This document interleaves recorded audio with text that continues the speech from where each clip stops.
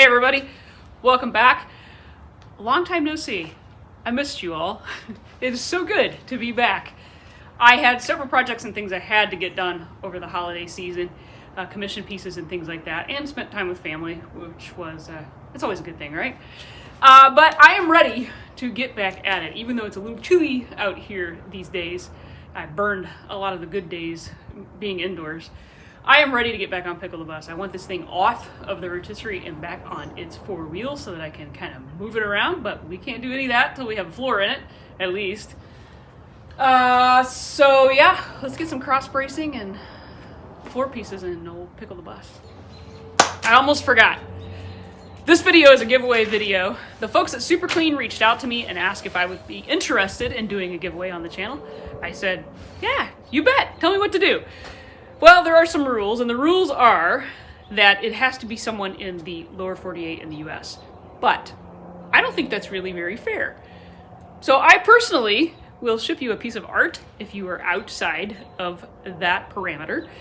So it is a giveaway to anyone, but you just might win something different if you're not in the lower 48 in the US. So it's in your best interest to comment down below to be randomly selected for one of the two things, either the Super Clean packet that they're gonna send. I'll try to remember to put a picture up here so you see what they're getting, or I'll put it down in the description so you get a list of what you might get, and or a piece of art. And I'll give you a couple things to choose from as far as art. So now we can get started. I wanted to address real quick that yours truly can be kind of stupid, dumb, and slow to come to the realization sometimes on really plain and simple things, okay? I made the comment in one of the earlier videos how one of these outriggers was shorter than the other, and that I was gonna have to figure out which one actually goes to the bus. And I think I even made the comment, I hope it's the short one so I can cut the long one off or something to that effect. They're both right, Marci, you big goofball. Older buses had 6 outriggers. Now, I erroneously thought that that ended in 57. This bus is a 58, and that carried on through 59. So 6 outriggers is where that short one is coming in. I can pull up my little sketch here. This is my drawing from when I took the bus apart and kind of made measurements the best I could. I've gone back in since and added a few things on information I found on Samba and whatnot. But the 6 outrigger would have been right back by the torsion tube. So the reason that one is shorter is because, can't really see it from that drawing very well, but the frame actually kind of wides out as it gets closer to the torsion tube. So the one closest to the torsion tube, i.e. this guy, has to be shorter. Duh. So, yeah, I think we got it now. If I do anything else dumb, be sure to let me know. That's what I love about YouTube, is when you have a blonde moment like that, there are folks that'll catch it and point it out and save me a lot of work in the long run, because I would have wanted to go back and put that in for sure. So, yeah. Blonde moment. Dumb me, but we've got it now. If you'll remember when we went to take this old frame apart, and I don't think, I don't have it turned where you can see it, but maybe we can on this side. Went to take this old piece off from whoever had patched it before me, and there was a huge rot spot right there, and it kind of didn't make sense. Well, if you put an outrigger in there that has rust hold and allowed water to settle in it, if you look at the angle of that, it runs right back towards the frame and causes the frame to rot out right by the torsion tube. So I'm wondering if they didn't do away with it in the later buses because of that. I don't know if buses would have rusted out that quickly or if it was structural. If anybody has any thoughts on that, let me know. Maybe they just decided it didn't need the additional structure. Who knows? But anyway, both of these are right. So I've had to go back in and order one more of each of them. I was gonna make them, but I got a pretty good deal on the 2 that I ordered, so I really can't even make them for that now. I am going to use square tube on the flooring for the I-beam and top hat. I realized that I could just cross-section these and make them I-beams. I don't really see any point in that. Plus, it's just, you're going to have welds along if you're making it into an I-beam, and that's just a potential source of rust later on, especially when the water and moisture gets between the two pieces. And I think that's initially what happened to the buses in general. See if I can find a piece here. So you can see along, this would have been the I-beam section, all the points that it was kind of welded along to hold those two pieces together. You'll notice, there's rust spot, rust spot, rust spot, rust spot. So it really kind of caused some issues, I think. You can see it on this one too. Caused those big blowout spots when moisture started to settle in between the two pieces. So we're just going to go with square tube. I think that'll work just fine for us. Someone has made the comment before, and I have certainly agreed. This is not a concourse restoration. I mean, it's just a get by with what you have and make it be a cool, ratty ride for minimal cost. And so that's what my end goal is. Make it a fun bus, have a little fun with it, structurally sound, mechanically sound, but not a lot of money in it. That being said, it's got a lot of time in it. And we've had to go through and do things like this and calculate and figure and cogitate and, pray for the best when I pull the trigger on the welder. But I have gone through, I've done all the measurements on this diagram, and you can't see that very well, but all of those measurements are within what I would consider acceptable parameters. So we are ready to kind of get this stuff mocked up. So the only negative thing about using, well, one of the negative things about using just steel that you've purchased yourself, and it's not like the prefab kits that you can go online and order. Now I did go on and order this kind of stuff, but I had show money where that one won some money, and then all the support of you all to purchase some of the metal. But the floor pieces are easily replaced with square tube, so don't have to spend a ton of money on that, buying the actual pieces. But not having plug and play metal, so to speak, there should be a hole drilled through all of these cross-section pieces of the floor for the, let me show you, for the shift rod. I kept this piece so I could kind of see how things, kind of looks like a cross. I kept that piece so we can kind of see how things go. But it pretty much runs right through the middle of the I-beams of the floor. So we now have to make a hole through all of those.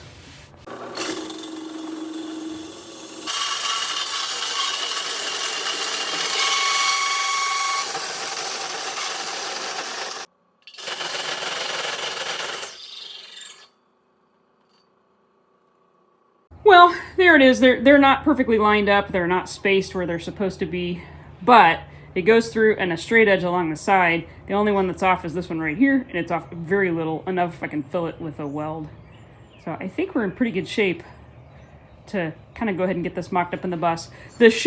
My shift tube, I'm going to go ahead and cut that to length, and we'll be able to line these up using that.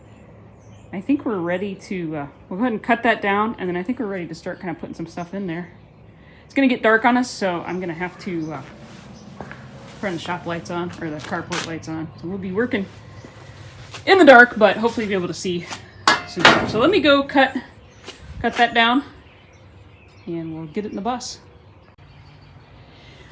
Well, that required just a teeny bit of gentle, but say that lightly, gentle persuasion with a Bloomfield jack, or high lift jack. Here in Indiana, they're made in Bloomfield, Indiana, so we call them Bloomfield jacks. But yeah, farm jack, high lift jack. Just put it between the two frame pieces, cranked out on it, so that we could get just a little bit of gap space.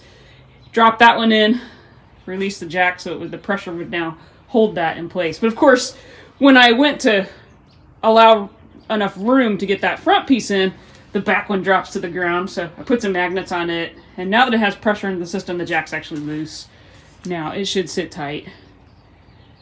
So yeah, didn't have to trim those up or anything, which that's kind of nice. Of course, they'll probably just crush on the crush zone, but we're gonna weld the steel tube on top of it. So, and they may not be exactly where they need to go, but now I can adjust them with a mini sledge. Just kind of put them where they need to go, because I can see this one's not adjusted quite right. They're in there, at least, so that's good. I should probably have drilled plug weld holes on that though, shouldn't I? Should we take those back out and redo that? Decisions. It's easy enough to get out of there. Just crank it out one more and drill some holes to attach those. Yeah, I think I'll do that. But you know, I was a little bit worried I was gonna have to modify this front one, but I think we're good. Just took a little persuasion. Cool. So it's dropped to 20 degrees between the last time I was sitting in the bus talking to you and now. So between then and dinner, and it says it feels like 11 degrees. That's degrees Fahrenheit. So I have had to switch to coveralls, as it is a wee bit chilly. I'm trying to get these holes done on these two pieces though. I would like to get these back in and get the top hats and I-beams at least laid across there to see what it looks like. And then we can maybe call it a night. We'll see. It's still pretty early, but it's cold. And I'm realizing I need to invest in a pneumatic punch. Would really make this a lot easier. Nothing like being on the concrete with a 15-mile-an-hour wind in the cold.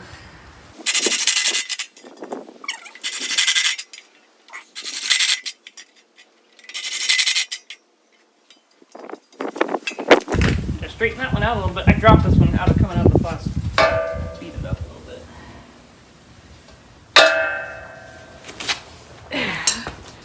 All right, I'll finish that up and bring you back. Had to start the camera with my nose. Don't dare take my gloves off. The winds are pretty high. My hands are already pretty much done, and I want to work just a couple more minutes. I put those back in. They went in much easier this second time, and I think I have them relatively close to where they need to be. I've gone through and marked on, you can't see the markings, especially now with the dark, but I've gone through and marked kind of where those need to be using the center line as my measurement. So I measured from the center up this way, from the center back this way. Then if you're off a little bit, it's not going to be, if I started back here and then tried to incrementally put them where they're supposed to go, and then I'm way off up here, it's not gonna work as well. Or if I start the center, go this way, start the center, go that way. Seemed to make sense to me anyway. I would like to get some of those I-beam top hat sections in here though, and just kind of take a peek at what it looks like. I think it's time to quit. I did, in fairness, stand up just a few minutes ago before I started the video, and stood right up into that brace. I pulled a dad. My dad's always doing that, standing up into something and whacking his head. Man, I stood right up into that thing. About knocked myself out. These two pieces are not welded in.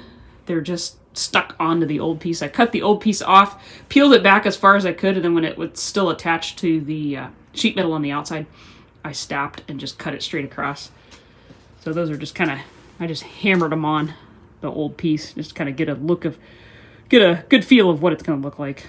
So I'm going to go out there and grab those pieces, and let's throw them in here and see what we got.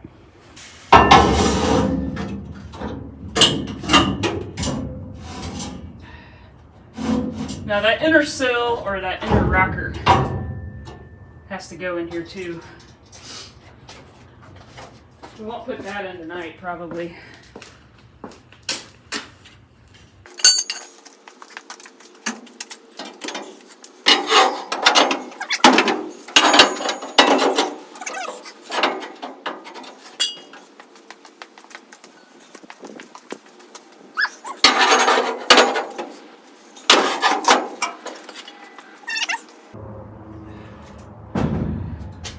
Let's go.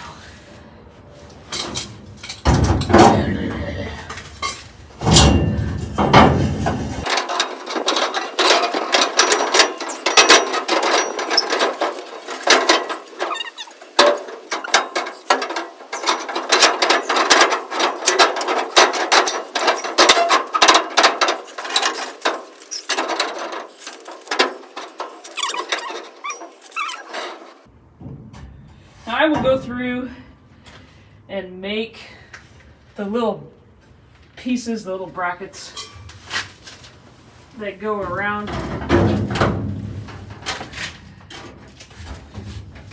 Oh, man. That one there is cut a little high. I may have to flip this one.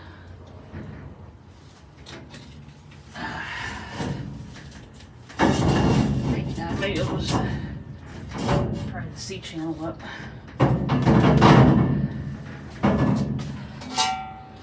Well, that looks pretty good. Let me bring you around here.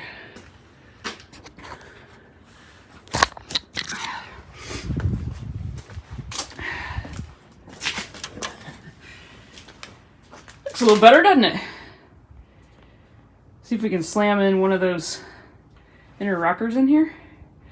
This one's a little out of alignment. That's supposed to line up with the support right there. There we go. A little better.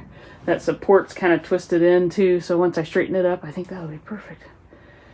This is that's gonna get somebody hurt, and that somebody is gonna be me. Okay. Yeah, let's see if we can hang an inner rocker in there. I think I'll hang it on this side over here so you can kind of see how that lines up. All right, I'm going to go over to the other side over here. I'm going to take the inner rocker and try to attach it using some magnets. It'll probably fall several times, so you can get a good laugh at that.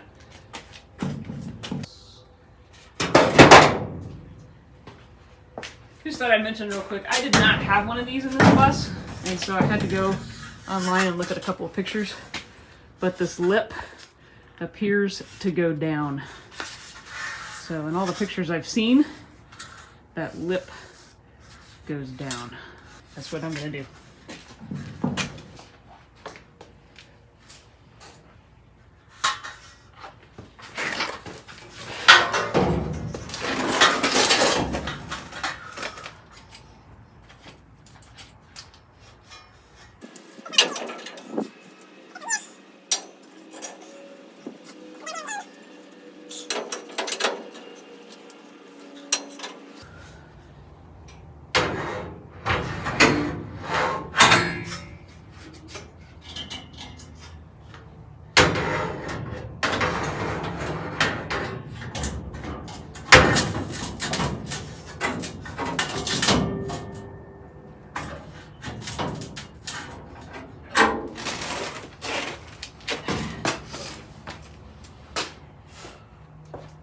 It actually lines up great with those two side supports. Looking for my other strong magnet like that yellow one.